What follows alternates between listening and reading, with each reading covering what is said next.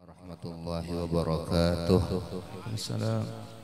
Alhamdulillah al-karim al-kathiril nawal al-azimil wisal dzil karami wal jalal. Asyhadu an la ilaha illallah wahdah la syarikalah syahadatil azizil muta'al wa asyhadu anna sayyidina maulana Muhammadan abduhu wa rasuluhu wa safiyuhu wa khaliluhu. Allahumma salli wa sallim wa barik ala sayyidina maulana Muhammad wa ala alihi khairi al wa sahbihi wa tabi'in lahum bi ihsan ila yaumil ma'al. Amma ba'du, fa usikum wa nafsiya bi taqwallah, ittaqullaha innallaha ma'al muttaqin. Yang mulia para habaib, keluarga besar, zuriat, anak cucu Nabi kita Nabi besar Muhammad sallallahu alaihi wasallam, khususnya tamu mulia kita, guru mulia kita Al-Habib Muhammad Sagaf bin Al-Habib Hasan bin Al-Habib Ahmad Harun beserta putra beliau Al-Habib Alawi bin Al-Habib Sagaf Baharun. Kemudian yang mulia Al-Habib Idrus bin Saleh bin Muhsin Al-Habashi. Kemudian para habaib yang lain yang kadakawa ulun sebutkan satu persatu, tapi yang utama adalah Sahibul Bait, Sahibul Haul, keluarga besar Al-Habib Agil bin Syahab, Al-Habib Utsman, Al-Habib Muhsin, Al-Habib dan lain-lainnya. Mun disambat seberataan panjang, seberataan keluarga besar beliau dan para hadirin, para alim ulama, khususnya pewaris ilmu Nabi kita Muhammad SAW. Ada guru Suyuti, ada guru Zainal Arifin, para hadirin jamaah majlis haul Al-Habib Agil bin Syahab yang dimuliakan oleh Allah Subhanahu wa taala. Merupakan sebuah kewajiban bagi ulun untuk melaksanakan tugas yang diberikan kepada ulun, yang sebenarnya tugas itu sangatlah tidak layak seperti sebenarnya, tapi ya apa boleh buat, hanya menyampaikan kata sambutan. Sambutan itu artinya menyambut tamu-tamu kita dengan ucapan ahlan wa sahlan wa marhaban bihudurikum fi hadzal majlis wa fi hadhil munasabah. Mudah-mudahan kedatangan tamu-tamu ke tempat ini akan menarik untuk datang kemudian hari lebih sering lagi, untuk barokah bagi tempat kita berataan. Amin ya rabbal alamin. Alhamdulillah, keluarga besar Al-Habib Agil adalah keluarga yang kita kenal sudah lama di daerah ini, di Banjarmasin, di Kalimantan Selatan, dan kita bersyukur kepada Allah melihat daripada putra-putra daripada Al-Habib Agil semuanya pada bikin majelis ta'lim, dan ini sangat menggembirakan. Jadi majelis maulid, majelis ta'lim di kota ini, di kota ini, di kota ini, dan ini adalah memang yang seharusnya dicontoh bagi semua keluarga-keluarga yang lain. Mendirikan majelis itu adalah warisan daripada kebiasaan adat istiadat para sadah jika mereka memasuki daerah dan kampung. Jadi sejarah mencatat Habib Bahari beliau datang ke kampung mungkin pada awalnya berdagang, tapi tatkala ekonomi nanti sudah bagus, bahkan sebelum ekonominya bagus pun beliau membina majelis taklim, kemudian membina madrasah, membina pesantren, sehingga yang beliau tinggalkan adalah majelis taklim. Al Habib Agil yang ditinggalkan beliau apa? Majelis ta'lim. Kemudian putra-putra beliau membina apa? Majelis ta'lim. Hadhihi asaruna tadullu anna fanzur ba'dana ilal asari. Inilah peninggalan kami yang menunjukkan siapa kami. Lihatlah peninggalan-peninggalan kami setelah kami telah tiada. Tidak meninggalkan rumah mewah, tidak meninggalkan harta yang banyak, tidak. Tapi yang beliau tinggalkan majelis ta'lim, kemudian anak-anak yang membangun majelis ta'lim, dan begitu seterusnya, sehingga akhirnya silsilahnya atau sambungannya berkesinambungan insyaallah ila yaumil qiyamah. Amin ya rabbal alamin. Oleh karena itu pujian kepada mereka-mereka ini disebutkan tahya bikum kullu ardin tanziluna biha ka'annakum libiqail ardi amtar. Menjadi indah semua daerah yang kalian ada di dalamnya. Seakan-akan kalian ini adalah hujan bagi daerah tersebut. Yang tadinya kering jadi ramai, jadi subur. Yang tadinya nggak ada majelis jadi ada majelis taklim. Yang asalnya kada ada bermaulid jadi ada bermaulid, dan begitu seterusnya. Alangkah indahnya kalau lebih banyak lagi keluarga-keluarga yang seperti ini, sehingga majelis taklim lebih banyak lagi. Amin ya rabbal alamin. Ya walaupun ada pembatasan-pembatasan tidak apa-apa, tapi insya Allah mudah-mudahan diringankan oleh Allah Subhanahu wa taala. Alhamdulillah, sekarang kita berkumpul untuk mendengarkan daripada tausiah dan nasihat-nasihat daripada Al-Habib Segaf bin Al-Habib Hasan Baharun. Kemudian juga yang terpenting adalah kita mudah-mudahan mendapatkan curahan taufik, rahmah, hidayah, nafahat dari Allah Subhanahu wa taala yang masuk ke dalam relung hati kita, kemudian kita bawa ke rumah kita dan kita bagi-bagi kepada keluarga kita. Amin ya rabbal alamin. Demikian apa yang ulun bakawa sampaikan. Ampun maaf, minta halal minta ridha, wal afu minkum atas segala kesalahan. Assalamualaikum warahmatullahi wabarakatuh. Waalaikumsalam warahmatullahi wabarakatuh. Jazakumullah khair jazaa kalimat tarhibi. Kita ucapkan terima kasih atas penyampaian sambutan dari guru kita Kiai Ahmad Mulkani. Selanjutnya kita mintakan dengan segala hormat kepada guru kita yang mulia Dr. Al-Habib Segaf ibn Habib Hasan bin Ahmad Baharun untuk memberikan nasihat-nasihat kepada kita semua. فعليه فليتفضل الذي مشكورا. صلى الله على سيدنا محمد وعلى ال سيدنا محمد حتى يرضى سيدنا محمد.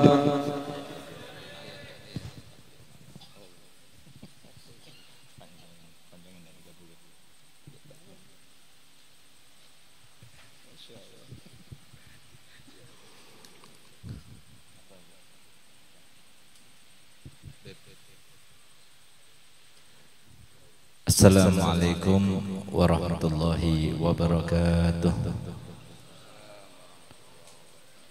Alhamdulillah rabbil alamin. Wassalatu wassalamu ala asyrafil anbiya'i wal mursalin Sayyidina wa habibina wa syafi'ina wa nuri qulubina Muhammad Habibi rabbil alamin wa imamil ghuril muhajjalin wa ala alihi wa sahbihi ajma'in. Subhanaka la ilma lana illa ma 'allamtana innaka antal alimul hakim. Rabbi shrah li sadri wa yassir li amri wahlul 'uqdatam min lisani yafqahu qawli, amma ba'du. Yang sama-sama kita muliakan, kita hormati dan kita cintai para habaib anak cucu Nabi Muhammad sallallahu alaihi wasallam, yang keberadaan mereka di antara kita menjadi sebuah pertanda bahwasanya mukjizatnya Nabi masih ada sampai akhir zaman ini. 1400 tahun yang lalu, Datuk para habaib itu Nabi kita Muhammad SAW telah bersabda, kullu hasabin wa nasabin yang qati illa hasabi wa nasabi la yanqati ila yaumil qiyamah. Setiap kemuliaan keluarga, setiap nasab seseorang itu akan terputus, Tidak akan ada yang bisa semenjak Nabi sampai sekarang yang bisa mempertahankan kemuliaan keluarganya.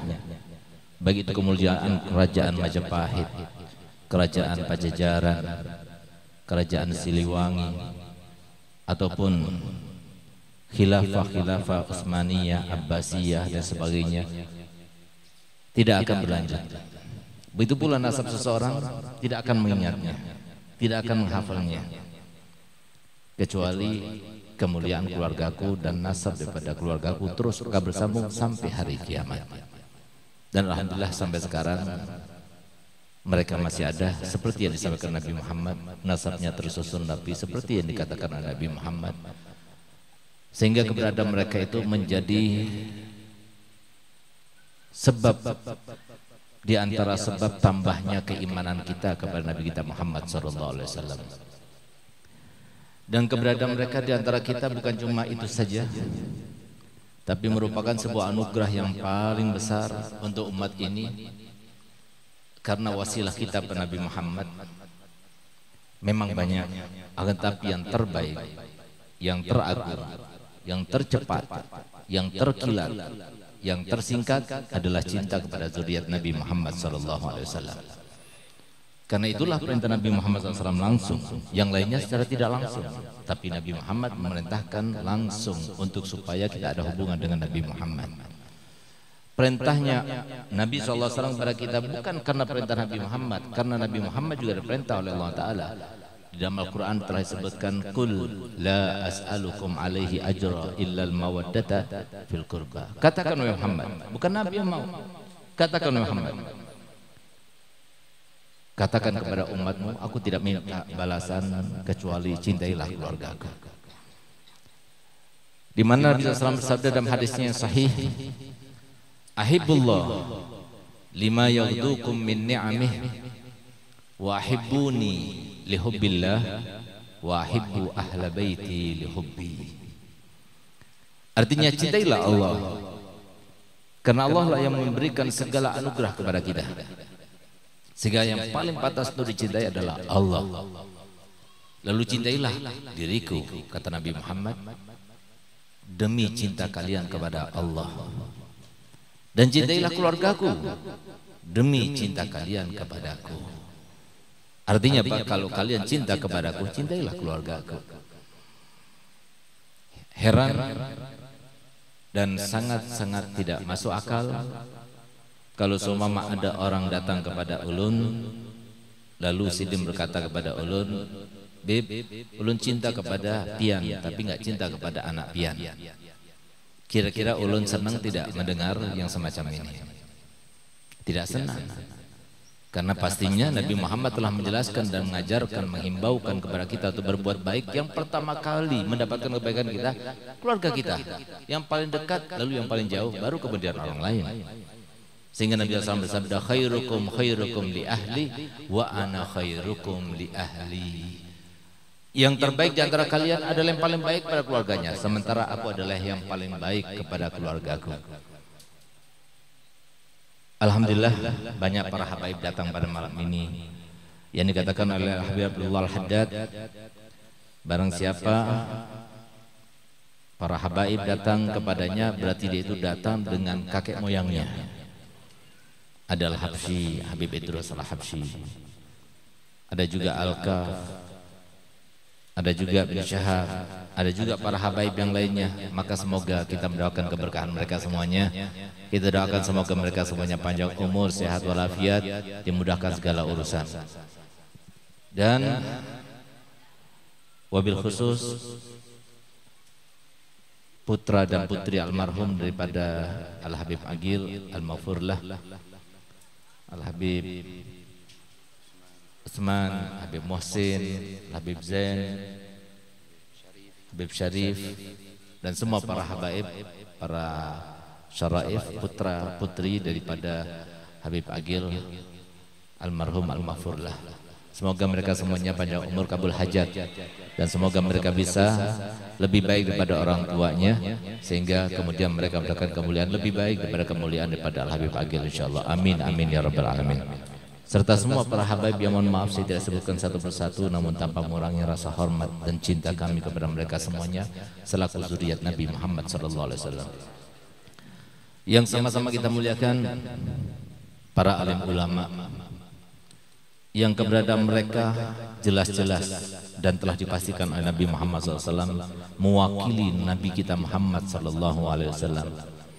Sehingga berapa kali dalam berbagai macam event Nabi SAW menjelaskan kepada kita bahwasanya mereka para ulama itu adalah warisnya Nabi, wakilnya Nabi, penerus perjuangan Nabi yang mendapatkan tahta martabat kemuliaan seperti yang didapatkan oleh Nabi Muhammad SAW.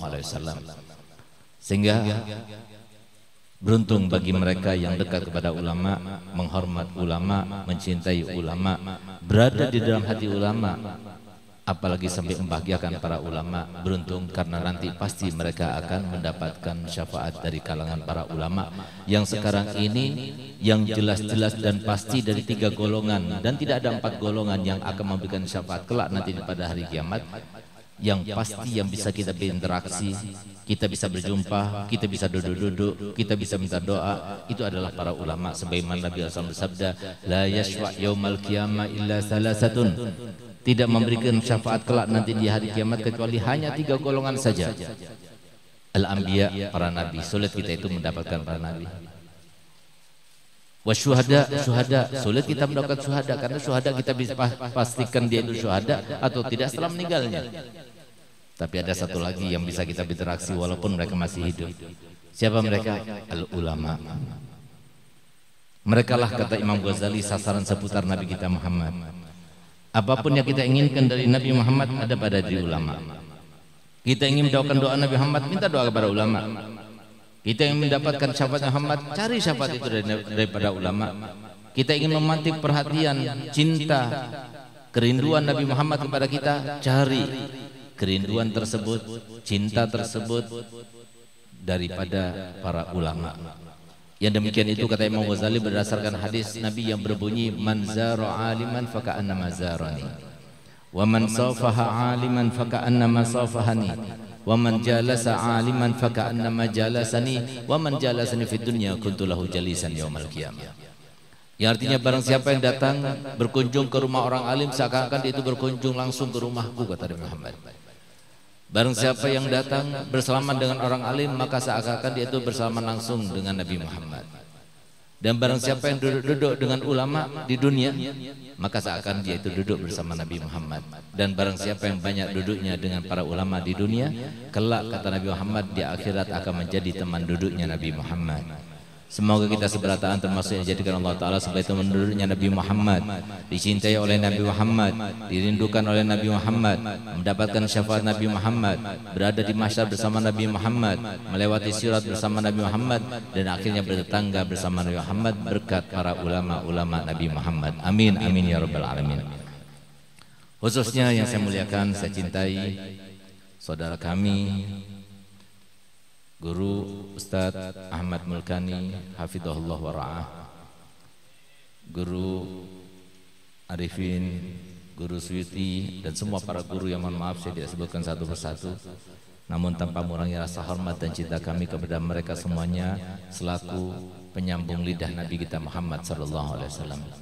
Semoga mereka semuanya panjang umur, sehat badan, dimudahkan segala urusan, ditambah semangat dakwah mereka, diberikan harta yang berlimpah, tapi tidak ada hisab di akhirat.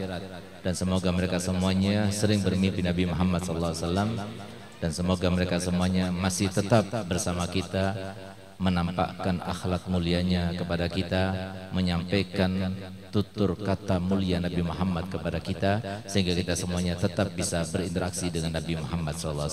Amin, amin ya rabbal alamin. Saudara-saudara kami kaum muslimin, kaum muslimat, pencinta zuriat Nabi, pencinta Al-Habib Aqil bin Syihab hafidhakumullah. Alhamdulillah pada malam ini, walaupun dalam keadaan yang sangat-sangat krusial bagi Kalsel, karena pada hari ini adalah ulangan coblosan, tapi alhamdulillah aman, tidak ada apa-apa. Semoga seterusnya aman dan juga tidak ada apa-apa. Cukup sekali saja banjir, jangan 2 kali. Kita doanya dari Jawa itu, walaupun kita tinggal di Jawa, tetap kita doakan antum-antum semuanya. Tapi cukup banjir yang kemarin, cukup sekali saja. Kedua kalinya hari kiamat aja nanti. Jangan sampai terjadi lagi. Dan semoga kita mengambil banyak hikmah daripada apa yang terjadi kemarin, insyaallah. Karena saya baru saja tadi siang baru pulang dari Riam Kanan. Saya bayangkan kalau Riam Kanan ini bisa jebol, habislah kita semuanya di sini. Jadi itu adalah salah satu teguran daripada Allah Ta'ala. Kalau Allah Ta'ala berkehendak, mudah sekali. Sesuatu yang tidak pernah terpikirkan bisa terjadi. Oleh karena itu, maka ayo kita ambil hikmahnya. Termasuk pada malam ini, kita berkumpul, tidak ada lain, tidak ada maksud, tidak ada tujuan kecuali ikut mendoakan. Ikut membacakan tahlil, membacakan yasin, ikut mengenang seorang yang hidupnya dipenuhi dengan berbagai macam ibadah dan dakwah. Maka jangan sampai kita keluar dari tempat ini kecuali kita harus mengambil hikmah. Karena hidup kita sekali, nggak ada 2 kali. Di dunia ini cuma sekali.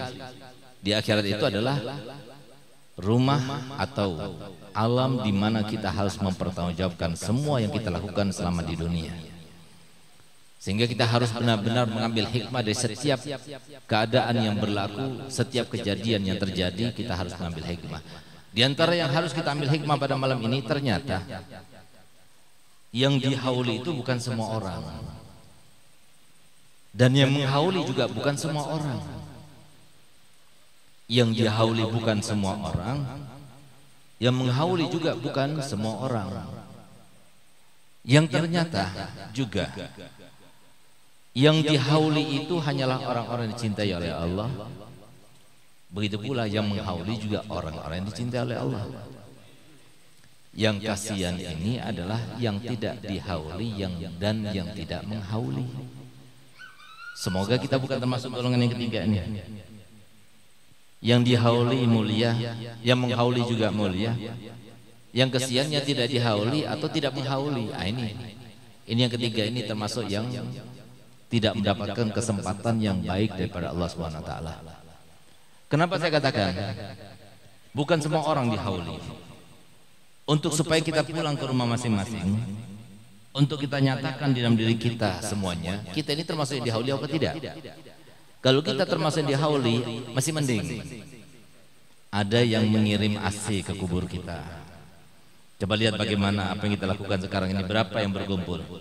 Berkat anak-anak soleh daripada putra-putri almarhum al-mafurlah al-habib Agil, maka berapa Fatihah telah kita baca, berapa salawat yang telah kita baca, berapa yasin, berapa tahlil, berapa yang mendapatkan nasihat dan kemudian dia itu bertobat dan dia itu berubah, maka semua pahalanya semuanya dikirimkan kepada Habib Agil.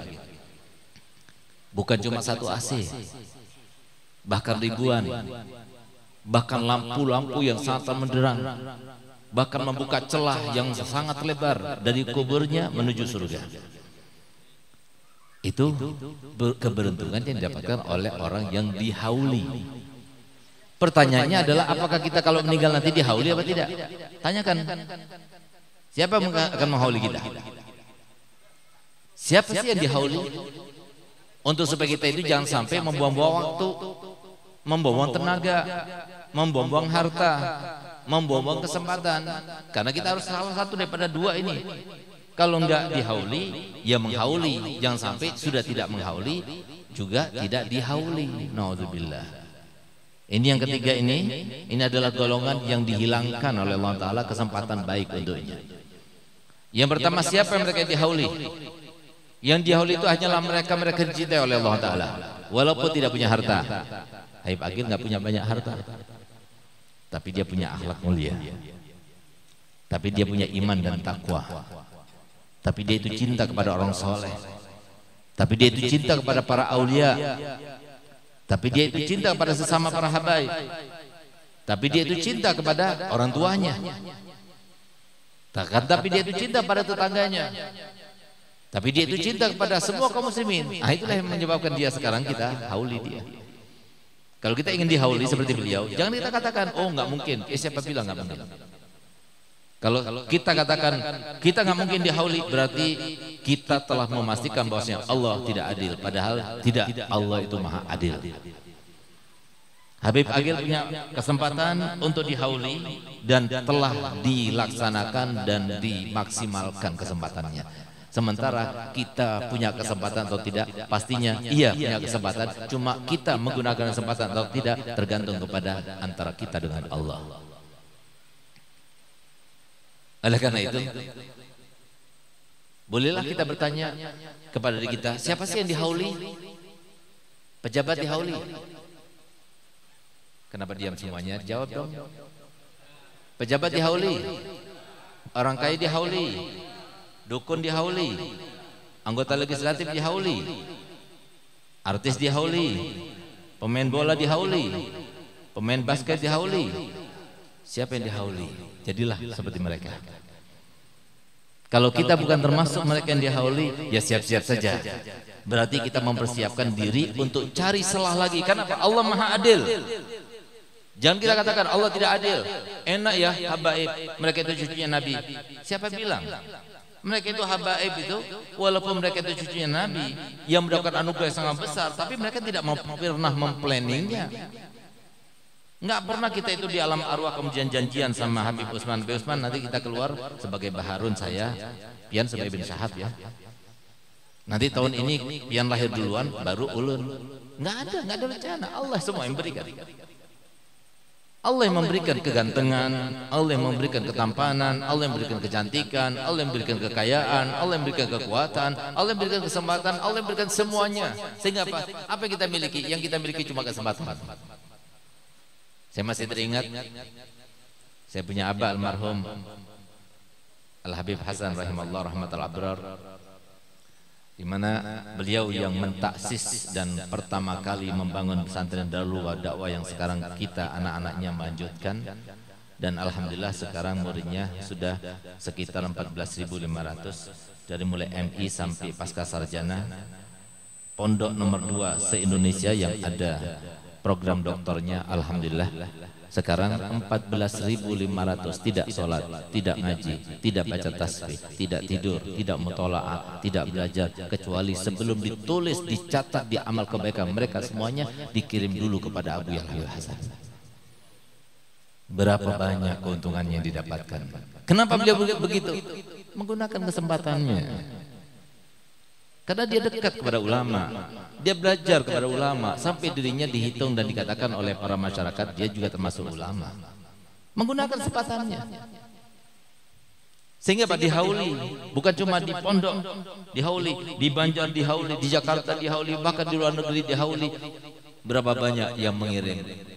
Tergantung berapa besar, berapa banyak kita itu mengukir sejarah hidup kita selama kita masih hidup sekarang ini. Inilah maksud daripada Nabi kita Muhammad SAW bersabda, "Idza mata ibnu Adam inqata amal." Kalau seorang Bani Adam sudah meninggal, sudah terputus amalnya. Enggak ada ceritanya itu seorang muslim meninggal dunia kemudian jadi pocong, enggak ada. Gentayangan kemana-mana, enggak ada. Itu bukan mereka. Bukan. Kesian. Ternyata setelah dia meninggal 7 hari berturut-turut mengganggu para tetangga. Kenapa? Gentayangannya. Yang gentayangan siapa? Itu bukan mereka, bukan. Bahkan kalau seumpama ada, lihat bagaimana husnudzonnya para ulama mengajarkan kepada kita. Kalau seumpama ada kematian, lalu kemudian ada yang arwahnya yang penasaran, katanya mereka dan sebagainya, maka sebetulnya kita ini kan punya malaikat dan punya setan. Namanya juga sama. Setan saya namanya Segaf, malaikat saya juga namanya Segaf. Kalau saya meninggal, maka dia ikut di dalam kubur. Siapa yang menemani saya? Tergantung. Siapa yang kuat, siapa yang menang, berantem, berduel, maka dialah yang berada menemani. Ternyata, kalau ada orang yang kemudian gentayangan, diganggu dan sebagainya, berarti malaikat dan setannya itu berantem. Setannya kalah keluar, makanya setannya gentayangan. Orang baik itu berarti yang bukan orang tidak baik. Jangan suudzon kita, itu urusan dia sama Allah. Jangan pernah kita itu mengurusi orang lain, bukan ranah kita. Oh ini kenapa ini cemberut, oh ini kelihatannya kenapa ini sinis pandangannya, bukan urusan kita. Urusan kita itu adalah kita, urusan kita adalah keluarga kita, urusan kita adalah kesempatan kita itu mau dimaksimalkan atau tidak. Oleh karenanya Nabi Muhammad SAW bersabda, "Idza mata ibnu Adam inqata amalu." Sudah habis, selesai sudah. Illa min salas, kecuali 3. Kalau kita tidak bisa menjadi yang dihauli tadi, siapa yang dihauli? Wali dihauli. Siapa yang dihauli? Nabi dihauli. Allahu ada haulnya itu. Siapa yang dihauli? Yang dihauli adalah para ulama dihauli. Siapa yang dihauli? Orang soleh dihauli. Siapa yang dihauli selain mereka? Ada. Siapa mereka? Orang tua yang punya anak soleh dihauli. Walaupun orang tuanya bukan orang alim, bukan wali, bahkan bukan soleh, tapi karena dia itu mendidik anaknya menjadi anak soleh, jadilah dia itu termasuk dihauli. Beruntung, termasuk golongan pertama yang dihauli.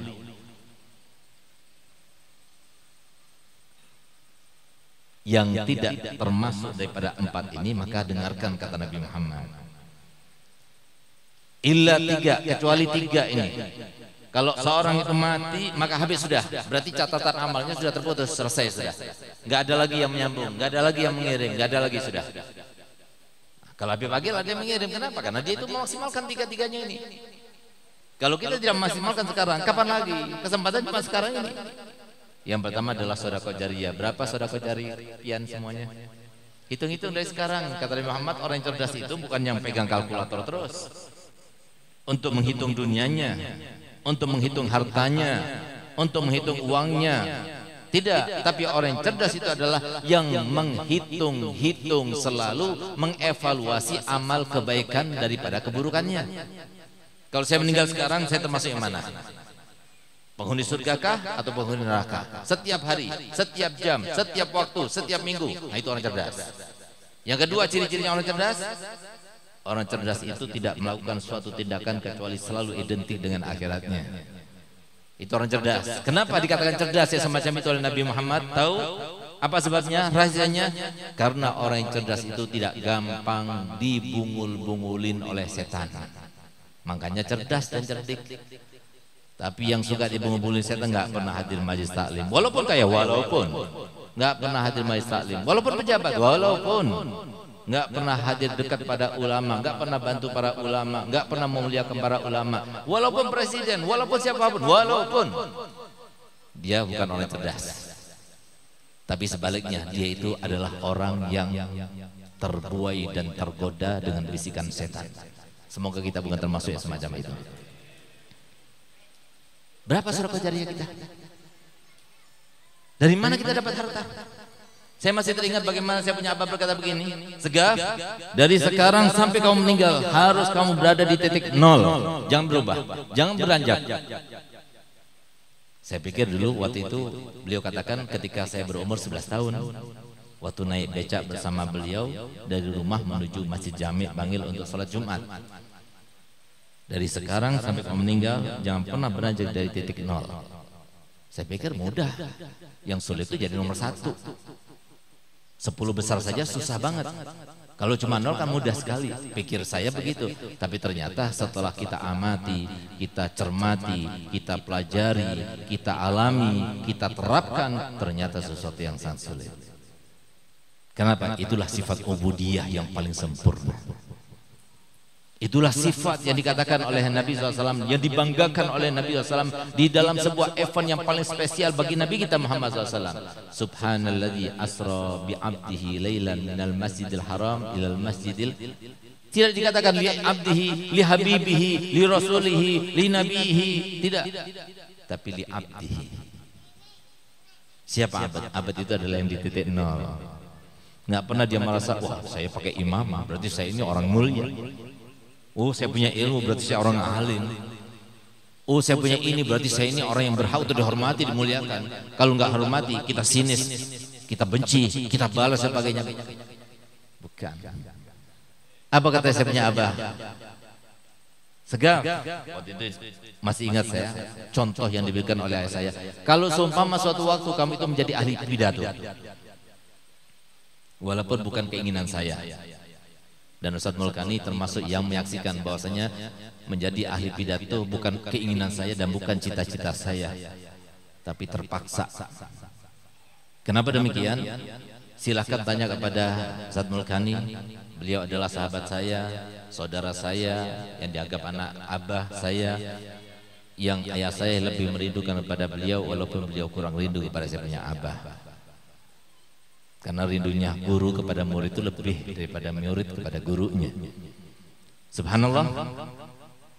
Tanyakan pada beliau, pernahkah saya ikut pergi ke Kalimantan Selatan atau Kalimantan Timur atau Kalimantan Barat atau pergi dakwah saya punya abah? Nggak pernah ikut. Jadi saya seringnya itu di kamar terus. Itu dulu. Subhanallah, begitu ayah saya meninggal, saya nggak pernah ke Kalimantan Selatan, nggak pernah nginjakkan di bumi Kalimantan Selatan, nggak pernah nginjak di bumi Kalimantan Barat. Semua saudara saya pernah semuanya. Cuma saya sendiri. Nggak taunya saya yang kepilih. Dan demi Allah, saya bersumpah, ini bukan sebuah profesi yang saya senangi. Tidak. Kalau mau tahu kesenangan saya apa? Olahraga. Nggak ada orang tahu. Seperti kemarin, alhamdulillah pagi kemarin saya main bola di GBK. Bisa lihat status saya di IG dan sebagainya. Itu senang saya. Tapi kalau seperti sekarang ini, disentuh-sentuh, dipuja-puja, dihormati, apalagi dicium tangan, ya Allah, itu adalah sesuatu yang berat. Kenapa kita harus bermujahadah? Jangan pernah beranjak dari titik nol. Apa kata saya punya abah? Segaf, kalau nanti kamu itu menjadi ahli pidato, saya mau tanya, yang membuat lisan kamu itu mahir untuk berbicara itu siapa? Saya jawab, Allah. Yang memberikan ilmu sehingga kamu itu bisa berbicara dengan ilmu itu, siapa yang memberikannya? Saya jawab, Allah. Yang memberikan kesempatan untuk kamu itu berbicara, siapa yang memberikannya? Saya juga bilang, Allah. Yang memberikan kesehatan kepada kamu sehingga kamu itu berkesempatan untuk berbicara, siapa yang memberikannya? Saya katakan, Allah. Yang memberikan hidayah, mereka itu mau mendengarkan secara seksama, mau menyimak dan sebagainya. Siapa? Gal Allah. Lalu kontribusi kamu itu apa? Apa kontribusi kita? Yang terasa itu adalah kita dimanja oleh Allah dengan kebaikan demi kebaikan. Mungkin berkat orang tua kita, mungkin berkat guru kita, mungkin berkat doa kakek moyang kita, mungkin berkat doa daripada kita Nabi Muhammad SAW, yang kita itu diberikan, dimanjakan dengan kebaikan yang alhamdulillah kebaikan itu kembalinya kepada al-fakir dan anak-anak al-fakir. Itu yang terjadi. Sehingga baru kemudian saya katakan, ya Allah, pantas kalau Al-Habib Abdullah Al-Idrus Al-Akbar, datuk daripada seluruh para habaib yang bangsanya Al-Idrus, beliau berkata begini, kalau ada orang yang cium tangan saya, berarti seakan-akan dia itu menampar wajahku. Kalau ada orang yang mencium lutut, apalagi kaki saya, maka seakan-akan dia itu menyungkil mata. Masya Allah, coba lihat bagaimana orang dekat pada Allah. Itulah yang harus kita dapatkan. Itu yang harus kita rasakan. Artinya apa? Semua kesempatan yang ada, Allah yang memberikan. Gunakan kesempatan itu. Kita punya harta, gunakan kesempatan harta kita. Kita punya kekuatan, gunakan kesempatan kekuatan kita. Kita punya kesempatan, gunakan kesempatan kita. Kita punya jabatan, gunakan jabatan kita. Kita punya apa saja, gunakan semuanya untuk apa? Untuk menyenangkan Nabi kita Muhammad SAW. Untuk meridhokan Allah Subhanahu wa taala kepada kita. Itu saja tugas kita di dunia. Dengan kita menyantuni, dengan kita menafkahi keluarga kita dahulu, kerabat kita, lalu orang yang membutuhkan, jabatan kita, kita ayomi masyarakat kita, semuanya diberikan Allah Ta'ala itu adil. Sama, semuanya sama, yang alim, yang kaya, yang pejabat, yang orang awam pun juga sama. Ingat kan bagaimana ketika sahabat-sahabat Nabi yang cerdas-cerdas, yang cerdas-cerdas itu datang kepada Nabi kita Muhammad SAW dan bertanya, "Ya Rasulullah, zahab ahlu dusur bil ujur." Enak banget ya Rasulullah, sahabat-sahabat kami yang kaya itu ya Rasulullah, kenapa? Mereka itu banyak bisa bikin pahala, kami gak punya. Apa kata Nabi Muhammad? Kamu baca tasbih subhanallah subhanallah di salat 33 kali. Kamu baca tahmid alhamdulillah alhamdulillah alhamdulillah 33 kali. Kamu baca takbir Allahu akbar Allahu akbar Allahu akbar 33 kali, genapkan kabir alhamdulillah katsira. Itu sama pahalanya seperti yang mereka lakukan itu. Gembira mereka. Coba lihat. Dia nggak punya modal seperti modal orang sahabat-sahabat yang kaya itu. Tapi dia itu bertanya kepada Nabi, cari celah. Di mana kita itu mencari celah? Di mana kita cari modal? Di dalam diri kita ada modal. Ada modal yang Allah berikan karena Allah Maha Adil. Di mana modal yang ada di dalam diri saya? Cari. Tanyakan pada ulama, apa yang bisa saya lakukan untuk agama? Apa yang bisa saya lakukan untuk Nabi Muhammad? Jangan kita katakan Nabi Muhammad tidak perlu kepada kita. Perlu kepada kita, tapi tidak perlu kepada harta kita. Enggak perlu kepada jabatan kita. Tidak, sama sekali tidak perlu. Tapi Nabi Muhammad cuma minta satu permintaan saja. Apa itu? Balighu anni walau ayat. Sampaikan dariku walaupun hanya satu ayat. Sampaikan. Kita menyampaikan satu ayat nggak bisa. Mau dekatkan anak istri kita pada Nabi Muhammad nggak bisa. Mau mengingatkan apa yang diperintahkan Nabi Muhammad nggak bisa. Mau menghadirkan mereka dan maulid supaya mereka cinta pada Nabi Muhammad nggak bisa. Mau mendekatkan keluarga kita ke tempat majelis haul untuk supaya mengingat itu loh yang di haul itu orang mulia. Ini kesempatan yang diingatkan kita di kesempatan hidup ini sebelum kita nanti akan meninggal juga sama seperti mereka yang di haul. Nggak bisa. Untuk itu. Bukan hadir haul lalu makan kebuli pulang, nggak ada apa-apanya, nggak ada hasilnya. Ya insya Allah dapat. Tapi kita harus mencari sesuatu. Bukan sebagai orang yang bodoh, bukan sebagai orang yang nilap cuma berkah saja, bukan orang yang cari makan saja, tidak. Akan tapi mencari sesuatu untuk mencari tujuan hidup yang sesungguhnya, yaitu apa? Mencari ridhonya Allah dan cinta Nabi Muhammad SAW. Kenapa kita hadir ke haul? Nggak ada lain maksud tujuannya. Saya ingin melihat kepada Habib Fulan, alim Fulan. Kenapa? Memandang orang alim, memandang orang soleh itu satu kali pandangan bisa menumbuhkan benih-benih keimanan selama 40 hari lamanya. Kenapa kamu pergi haul? Saya ingin mendapatkan syafaatnya Habib itu. Saya orang banyak dosa, saya belum murah dan dosa. Bagus. Jangan, kenapa kamu hadir? Nggak enak, tetangga soalnya. Kalau nggak hadir nggak enak sama Habib Zain, sama Habib Usman. Jangan. Cari kesempatan buat kita. Saya akan berikan rahasianya kenapa. Kenapa banyak di antara kita yang bukan termasuk golongan pertama dan golongan kedua, tapi kebanyakan golongan ketiga. Camkan baik-baik, dengarkan baik-baik. Kenapa banyak di antara kita bukan termasuk yang dihauli maupun yang menghauli. Ini loh rahasianya. Kenapa saya katakan rahasia? Karena ini sangat rahasia, bahkan sangat dirahasiakan oleh setan-setan itu. Bahkan setan-setan itu dan kawan-kawannya yang kita anggap dia itu bodoh, disangkanya setan itu bodoh. Sekarang kan sudah pinter, kita ini sudah teknologi luar biasa. Setan itu nggak bisa mengalahkan kita. Siapa bilang? Justru orang yang paling terbuai, terperdaya, terbodohi oleh setan justru orang pintar-pintar yang punya gelar-gelar itu. Bisa jadi termasuk saya. Yang saya bergelar doktor, alhamdulillah, bukan cuma dalam satu sisi tapi dua sisi. Doktor di UIN, alhamdulillah kami mengambil doktor juga di UTM Malaysia. Tapi S-nya itu masih 3. Setan itu sudah ribuan S-nya. Iblis itu sudah hafal Quran. Iblis itu hafal Zabur. Iblis itu hafal Taurat. Iblis itu kata Nabi Muhammad, sebelum dikutuk, ketika malaikat itu berjumpa dengannya, maka malaikat itu akan kembali kepada rekannya dalam keadaan himungnya luar biasa, bangganya luar biasa. Kenapa? Berjumpa dengan makhluk Allah yang paling alim, yang paling banyak ibadahnya. Jangan kita kira bahwasanya Iblis sekarang ini sudah nggak pengalaman. Pengalamannya itu di zaman kuno saja. Iblis itu sudah pernah masuk dan merayu serta menjerumuskan sebanyak 124.000 nabi, 313 rasul, jutaan bahkan miliaran aulia yang pernah ada, semuanya sudah pernah tersentuh oleh iblis. Lalu kita yang baru-baru yang ucuk-ucuk ini kemudian kita mengatakan bahwa kita bisa mengalahkan iblis. Sebaik-baik universitas, paling baiknya itu, paling banyaknya bikin seminar itu, paling sebulan 10 kali. Itu hebat banget.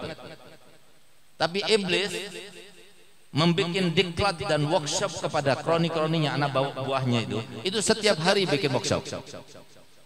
Gimana cara mengelabuhi, menjerumuskan masyarakat, umat-umatnya Nabi Muhammad yang begitu dicintainya ini.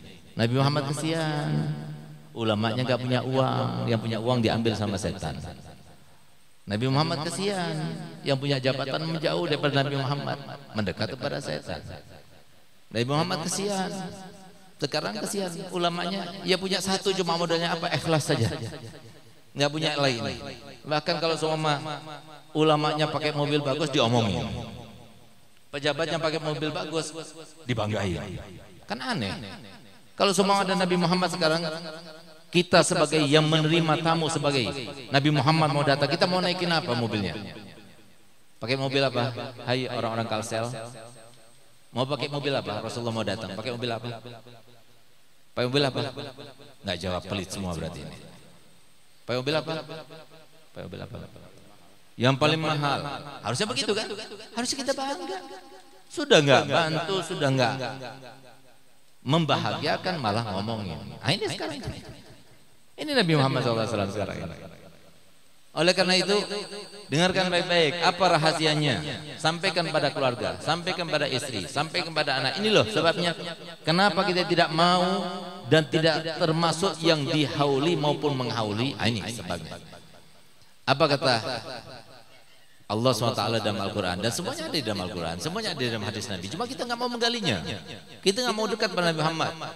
Semuanya ada jelaskan oleh para ulama. Bahkan subhanallah, Al-Habib Allah Haddad yang meninggal pada tahun abad yang ke-11, berarti 400 tahun yang lalu dari sekarang, itu sudah pernah beliau itu berkata begini, barang siapa yang continue membaca Ratib Haddad, dia akan selamat daripada corona.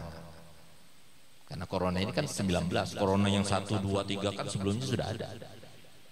Coba lihat, berkatnya dekat ulama, akhirnya kasih tahu, ayo baca Ratib Haddad, tapi tetap dipakai maskernya ya.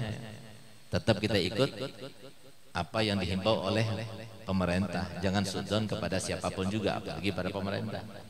Tapi kita ikhtiar juga baca Ratib Haddad, insya Allah nggak kena corona, insya Allah. Allah Haddad yang mengatakan demikian. Jadi barang siapa yang melazimi continue baca Ratib Haddad, insya Allah akan lepas daripada corona. Tapi kalau mau mati syahid, mati corona enak. Ada yang mau kita bacakan Fatihah, insya Allah langsung mati. Apa sebabnya? Dengarkan baik-baik. Sampai kepada keluarga, sampai kepada anak-anak. Ternyata ayat itu sudah setiap kali iblis membuka workshopnya, diklatnya setiap hari. Awas ya, ini ayat jangan sampai didengar ya. Terutama sama orang-orang Kalimantan Selatan, hati-hati itu. Terutama yang di Belitung-Belitung itu. Jangan sampai dengar ayat ini. Kalau seumpama dia baca ayat ini, usahakan nggak ngah, nggak fokus, lewat saja gitu, nggak ngerti. Subhanallah, kita kan kebanyakan baca Quran dan baca saja kan, ngerti enggak? Ngerti enggak? Ini kata Nabi Muhammad SAW. Saya tialan nasi zamanun la yaqqa minal imani illa rasmu, wala minal islami illa ismu, wala minal qur'ani illa darsu. Dibaca, bahkan dilombakan, kan luar biasa. Tapi ngerti enggak? Wailun lil mutaffifin, tapi dia itu mutaffif. Dibaca. Wailul lil musallin alladzina hum fi salatihim sahun, tapi dia itu melakukannya. Nah, ini sekarang kenapa enggak ngerti artinya? Nah, ini termasuk kita. Dengarkan baik-baik ayat ini. A'udzubillahi minasyaitonir rajim. Bismillahirrahmanirrahim. Wala takunu kalladzina nasullaha fa ansahum anfusahum. Ini loh sebab utamanya. Dengarkan baik-baik. Wala takunu kalladzina nasullaha fa ansahum anfusahum. Dan janganlah kalian menjadi orang-orang yang lupa kepada Allah. Ketika kalian sudah lupa kepada Allah, Allah yang maha segala-galanya, Allah akan lupakan semua kesempatan yang baik yang harusnya kalian genggam, kalian dapatkan, Allah akan hilangkan dari kalian. Tahu kan sebab utamanya? Karena kita tidak ingat pada Allah. Kenapa kita diperintahkan sholat 5 waktu? Untuk supaya ingat pada Allah. Aqimus salata li dzikri. Hendaklah kalian dirikan sholat untuk apa? Ingat padaku. Ingat padaku berarti apa? Ingat kesehatan kalian, ingat kebahagiaan kalian, ingat kesejahteraan kalian, ingat keamanan kalian, ingat kemudahan kalian, ingat kelapangan kalian, ingat solusi daripada segala macam permasalahan kalian. Itu kalau ingat Allah. Kita nggak ingat Allah. Nggak sholat 5 waktu mau senang, dari mana senangnya? Dia durhaka sama orang tua, dia mau senang, mau bahagia. Dari mana kebahagiaan itu datang?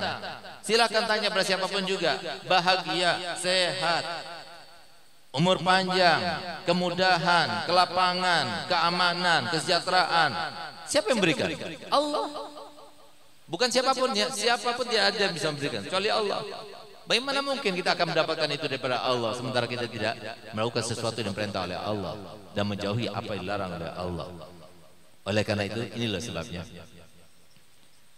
Kenapa sih anak saya itu nggak mau sekali itu disuruh mondok nggak mau? Sebabnya kalian telah melupakan mereka itu ingat pada Allah. Beb, saya ini punya mobil banyak. Sementara ada seorang guru di Banjarmasin sampai sekarang nggak punya mobil. Saudara saya guru Suiti nggak punya mobil. Kenapa mobil banyak itu nggak dikasihkan kepada beliau? Yang berarti kalau kita kasihkan kepada beliau berarti seperti ngasih kepada siapa? Nabi Muhammad. Kenapa diharamkan kesempatan semacam ini? Padahal dia bisa. Dia kalau punya satu mobil saja, dia perlu. Ini banyak mobilnya. Nggak mau dikasihkan kepada ulama. Kenapa? Diharamkan kesempatan itu oleh Allah Ta'ala. Kenapa? Dia nggak ingat kepada Allah. Saya mau ingat, saya mau tanya Pak, Bu, kapan kita ingat sama Allah? Waktu pergi mall, ingat gak sama Allah? Waktu kita ke lapangan, ingat gak sama Allah? Waktu kita ngeliat televisi, ingat gak sama Allah? Apalagi waktu kita ngeliat TikTok, ingat gak sama Allah? Sekarang pertanyaannya, kapan kita ingat kepada Allah? Kita hadir majelis taklim, ingat gak sama Allah? Ingat gak? Ingat tidak? Kita ke pesantren, ingat gak kepada Allah? Kita ke masjid, ingat gak kepada Allah? Kita lihat Quran, kita baca Quran, ingat gak kepada Allah? Disitulah kalau kita ingat kepada Allah. Itu maksudnya. Ketika ingat kepada Allah paling tidak minimal satu hari 5 kali. Subuh ingat Allah, duhur ingat Allah, asar ingat Allah, maghrib ingat Allah, isya ingat Allah. Semuanya dimudahkan Allah Ta'ala. Ada satu orang datang kepada Sayyidina Imam Hasan Basri. "Ya Imam, aku mendapatkan diriku sulit sekali mendapatkan rezeki. Perbaiki sholatmu." Satu orang lagi datang. "Ya Imam, sulit sekali aku mendapatkan jodoh." "Perbaiki sholatmu." Datang lagi satu orang. "Imam, saya selalu dirundung masalah." "Perbaiki sholatmu." Kenapa? Karena sholat itu supaya ingat pada Allah. Kenapa kita dikasih cobaan? Ayo coba. Kenapa kita dirundung masalah? Bahkan setiap hari selalu ada cobaan. Setiap hari selalu ada masalah. Karena tujuannya supaya kita ingat kepada, kapan kita ingat pada Allah? Waktu banjir, ya Allah, ya Allah, ingat Allah. Hujan deras berkepanjangan, ya Allah, ya Allah. Rumahnya sudah kebanjiran, pergi ke masjid, ingat Allah. Mau nunggu itu semuanya? Mau dikasih banjir terus supaya kita ingat Allah gitu? Ini terjadi sekarang ini. Kuncinya ingat pada Allah. Karena Allah yang memberikan. Kita mau panjang umur, siapa yang punya? Allah. Kita mau punya istri solihah, siapa yang punya? Allah. Kita mau punya anak-anak yang soleh, yang bahagiakan, siapa yang punya? Allah. Kita punya harta benda yang banyak tapi menjadi modal untuk di akhirat nanti. Allah. Semuanya Allah. Kita lupa pada Allah, lalu kita kemudian beranggapan bahwasanya semuanya itu bisa sesuai dan terlaksana sesuai dengan keinginan kita. Bagaimana mungkin? Tidak akan terlaksana itu semuanya. Oleh karenanya jangan jauh-jauh daripada ulama, dekati ulama. Ingat, hidup kita tidak tahu sampai kapan. Paling tidak biarkan kita itu pernah diingat oleh ulama, sebagaimana dilakukan oleh Sayyidina Umar bin Abdul Aziz, salah satu khalifah yang dianggap sebagai khalifah yang ke-6 setelah Sayyidina Hasan ke-5, kemudian Sayyidina Umar bin Abdul Aziz yang ke-6. Kenapa demikian? Karena beliau seorang yang adil luar biasa. Bahkan beliau sebelum menjadi khalifah sudah mendapatkan kabar gembira langsung daripada mulut mulia Nabi Muhammad SAW. Di mana suatu waktu ketika beliau itu sebagai saudagar kaya, suatu waktu dia itu berjalan di gang, tiba-tiba dia melihat bangkainya seekor ular. Diambilnya, dikafaninya, lalu dikuburkannya. Subhanallah, pada malam harinya dia bermimpi. Ular itu ternyata jelmaan daripada jin. Dia berkata, "Jazakallah khair, kamu telah menguburkan aku, mengkafani aku, dan aku akan berikan kabar gembira kepadamu. Aku ini adalah salah satu daripada jin yang pernah berdiskusi dengan Nabi Muhammad pada waktu hidupnya. Dan aku pernah berkata, dan Nabi SAW pernah berkata padaku, nanti kalau kamu meninggal dunia, nanti yang mengkafani kamu, yang memandikan kamu, yang menguburkan kamu adalah orang yang paling adil di muka bumi ini. Ternyata engkau orangnya. Subhanallah, akhirnya dia itu menjadi salah satu khalifah. Ketika menjadi khalifah, datanglah tamu agung dari Madinah. Tamu-tamu datang dari Madinah. Akhirnya dimuliakan, dihormati, fokus perhatiannya kepada tamu-tamu tersebut. Tamu-tamu lainnya kurang diperhatikan. Kemudian lebih-lebih ada satu orang anak kecil yang saat dimuliakan, dihormati, bahkan ditaruh di sebelahnya. Kemudian ketika mereka mau pulang diberikan hadiah, yang anak kecil lebih banyak hadiahnya diberikan. Dan herannya lagi ketika pulang anak kecil itu sempat dicubitnya. Maka kemudian ketika mereka sudah pulang, kemudian para pejabat-pejabatnya itu berkeliling mendekat kepada Sayyidina Umar bin Abdul Aziz dan bertanya, wahai Amirul Mukminin, kalau kamu itu menghormati para tetamu yang datang dari Madinah melebihi daripada tetamu yang lainnya, kami tidak merasa heran karena mereka datang daripada kota, di situ ada Nabi Muhammad dan di situ pernah hidup Nabi Muhammad. Tapi kamu memuliakan anak kecil itu melebihi daripada dewasa, itu sangat mengherankan kami. Kamu dia tahu siapa anak kecil itu? Bukan tidak. Dia itu adalah Muhammad Bagir bin Ali Zainal Abidin ibn Husain ibn Fatimah binti Rasul sallallahu alaihi wasallam. Dan masih teriang di telingaku hadisnya Nabi, Fatimah bid'atun minni yasurruni man yasurruha wa yakbiduni man yakbiduha.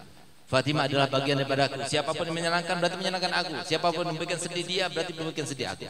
Aku berharap dengan apa yang aku lakukan pada malam ini kepada cucunya tersebut, aku berarti malam ini telah menyenangkan Sayyidah Fatimah dan berarti menyenangkan Nabi Muhammad SAW. Oh begitu, baik. Kami bisa menerima. Tapi kenapa engkau cubit ketika pulang? Apa kata beliau? Iya, saya cubit, barangkali dengan cubitan itu dia ingat kepadaku nanti di pada mahsyar, sehingga aku mendapatkan syafaatnya dan syafaat daripada datuknya Nabi Muhammad SAW. Tapi bukan berarti dicubit, kita dikasih uang dulu baru dicubit. Cubitannya jangan nggak sampai sakit. Nah, jadi bukan suruh cubit-cubit akhirnya sendalnya diambil dan sebagainya, bukan seperti itu. Nah, coba lihat bagaimana etikat beliau. Semuanya karena apa? Karena ingin menyelamatkan dirinya kelak nanti di hari kiamat. Ayo cari sama-sama. Kalau kita meninggal sekarang, siapa yang menyelamatkan kita? Siapa yang menemani kita nanti kubur? Anak kita yang mana? Istri kita yang mana? Sekarang saja di dunia, kadang-kadang anak kita itu ingin kita anak kita begini-begini, enggak seperti harapan kita orang tua. Ingin istri kita begini-begini, enggak seperti harapan kita para suami. Apalagi nanti setelah meninggal. Bohong orang yang mengatakan, hai suamiku, aku ini cinta kepadamu, cintaku kepadamu sehidup dan semati. Bohong itu. Begitu mati, matilah sendiri. Apalagi yang meninggal istrinya duluan. Nggak ada yang mau suami itu mau ikut sama-sama dia. Yang ada matanya terbelah menjadi dua. Satunya yang sebelah kiri melihat kepada mendiang jenazah almarhumah, yang sebelah kanan cari-cari siapa penggantinya. Biar kita tahu itu yang terjadi.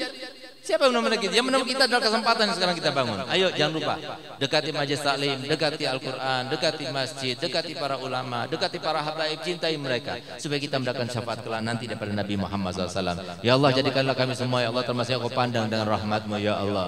Ya Allah, jadikanlah kami semua ya Allah termasuk yang senang, gembira, bahagia, di dunianya bahagia, di alam barzahnya bahagia, di alam mahsyarnya bahagia, dan nanti sampai di akhirat bahagia bersama Nabi Muhammad SAW. Ya Allah, angkatlah corona ini ya Allah. Angkatlah dari kami corona ya Allah. Kami sangat-sangat sulit ya Allah. Dari satu sisi kami tidak mau melanggar perintah daripada pemerintah kami, karena Engkau telah memerintahkan kepada kami dalam Al-Quran, ati Allah wa rasulah wa ulil amri minkum.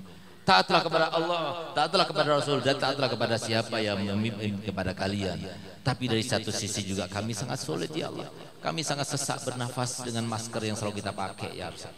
Di dalam satu sisi ya Rabb, kami mendengar Nabi Muhammad telah mengatakan jangan kalian tiup ya ketika minum. Kenapa? Tiupan itu mengandung sesuatu yang tidak baik dari dalam diri kita. Bayangkan kalau semua kita pakai masker, keluar, hirup lagi, keluar, hirup lagi ya Allah. Jangan jauhkan kami daripada segala macam penyakit ya Allah. Lepaskan masker-masker kami ini ya Allah.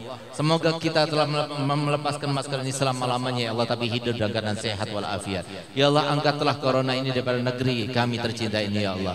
Ya Allah, jagalah pejabat-pejabat kami, Bapak Presiden kami, para menteri kami, para pejabat-pejabat kami, berikanlah keimanan dan ketakwaan kepada mereka ya Allah. Ya Allah, jadikanlah masyarakat kami menjadi masyarakat yang dikatakan oleh-Mu ya Allah dalam Al-Quran, walau anna ahlal qura amanu wattaqau la fatahna alaihim barakatim minas samai wal ardi. Ya Allah, seandainya mereka itu beriman dan bertakwa, maka niscaya mereka akan kami bukakan kepada mereka keberkahan langit dan keberkahan bumi. Bukalah kepada kami ya Allah keberkahan langit dan keberkahan bumi kepada masyarakat Indonesia ya Allah, sehingga dalam waktu yang singkat kami bisa membayar hutang-hutang negara ini ya Allah. Ya Allah, jadikanlah kami negara yang baldatun thayyibatun wa rabbun ghafur, baldatun thayyibatun wa rabbun ghafur. Rabbana atina fid dunya hasanah wa fil akhirati hasanah wa qina adzabannar. Wa sallallahu ala sayyidina Muhammadin wa alihi wasallam. Walhamdulillah bil alamin. Kurang lebihnya saya mohon maaf. Wabillahi taufiq wal hidayah. Wassalamualaikum warahmatullahi wabarakatuh.